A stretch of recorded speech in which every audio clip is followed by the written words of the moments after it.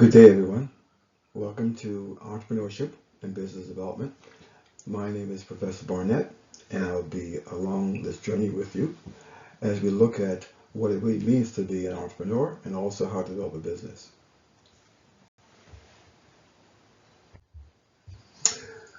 Let's look at the term entrepreneurship first and identify what it really means to us.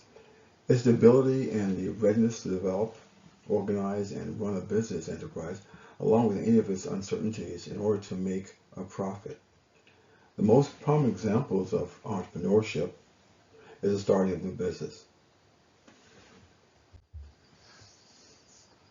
When we look at the types of businesses that are available to us, we're saying the types of entrepreneurships are small business enterprises, scalable startup entrepreneurship, social enterprises entrepreneurship, and large company entrepreneurship. Different kinds of presentation of businesses that we could look at to identify how a business can be manifested. So when we look at some definition, which is important for us to really understand, we have an entrepreneur. That's a person who's involved in entrepreneurship. Entrepreneurship itself is a process in which this entrepreneur is engaged. And the enterprise is the ultimate outcome that will be developed as a result of the entrepreneur doing what he or she does. What we'd like to hone in on right now is the term entrepreneur lends us to think that there might be something special about this individual. And we're saying there's certain skills that are assigned to this entrepreneur that could be helpful to us to identify how we can really see a person succeeding in this venture or role as an entrepreneur. We're saying these different skills that were identified here are important for us to really address. First, we say innovation. Having the ability to be innovative is something that, again, an entrepreneur can benefit from. Risk-taking, looking at examples of things that needs to be done and taking the risk that goes along with that. Understanding, too, that with the risk, there might be also some rewards. Adaptability. As things change, there's a need for us to really understand what is it that we have to do to be able to make it still continue to go forward. Leadership. We look at the entrepreneur as a person who will drive a change and hopefully have their vision realized in a way that's meaningful for others to follow. Problem solving.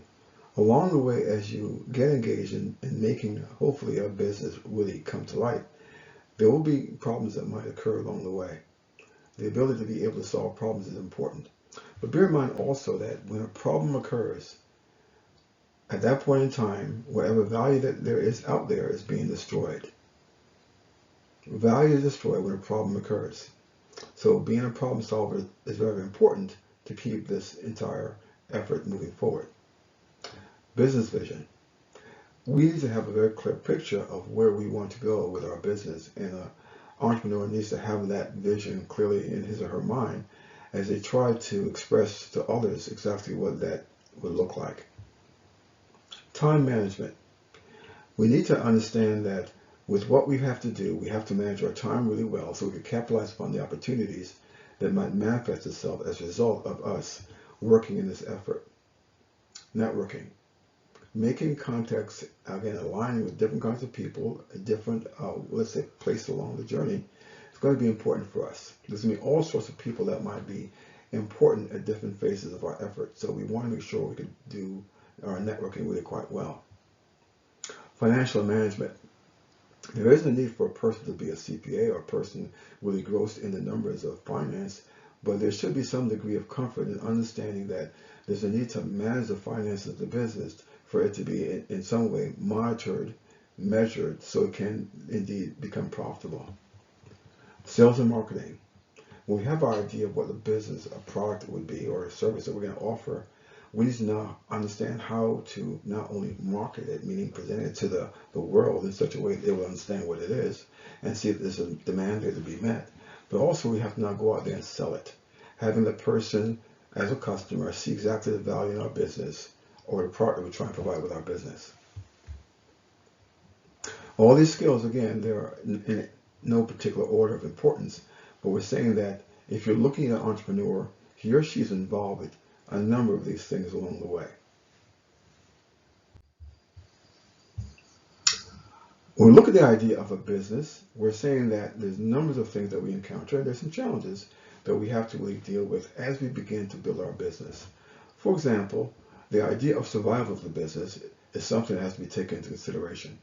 We're saying having efforts made to make sure that the right moves are being made so that the business can indeed survive. Who's the boss? Who's in charge? Looking at where direction should be coming from, when decisions need to be made, who will be making those decisions. Getting stuck. There's certain parts of the effort that we're trying to do in building a business where we might get stuck. Stuck in the sense that we might find ourselves in areas where we might require a bit more expertise beyond ourselves, or there might be things that we're just so engrossed in that we're not really looking at the big picture as we should. So we want to make sure we don't get stuck in those areas.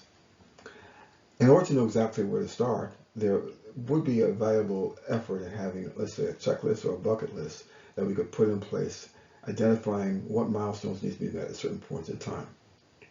As we go through the process of building a business, there might be a burden placed upon one particular individual, the person who's the business owner. It's really not about that person. It's not always about you. It's about the idea of having the business develop in such a way that it can be indeed successful and can meet the demands of our customers that we have out there. But while we're doing all that, it's going to be also important for us to manage our health really quite well. We need to take a really good holistic view about what's really going on, what we have to do, and what it's going to take for us to do it, and hopefully we can do it in a very healthy way.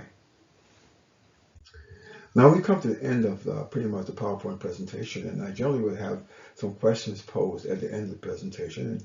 And the reason why they're posed here is to give you an idea of what sorts of things we might have discussed or brushed over in our PowerPoint that might require a bit more attention or maybe another revisiting. And so some of the questions I posed here is important for us to really look at. And you can take time at your leisure to really address these questions. What are the three most meaningful words to you from the definition of entrepreneurship? Again, look at the definition, looking at what might be the most important words to you. What do you think of the four types of entrepreneurship? Which would be the most difficult to start and why? We mentioned different kinds that are out there for us to engage. The question is, what do you think would be the most difficult one to start and why? And now, looking at the entrepreneurial skills that we went through, what skill do you feel would be the most difficult to embrace? A person walking into the role of an entrepreneur needs to look at some of these skills in a very meaningful way, see exactly which ones they're very good at and which ones they might not be as good at. So again, these questions are geared to give us, again, a real reassessment of the things that we discussed in our PowerPoint and reassessment of a definition that we might have based upon what was presented here today.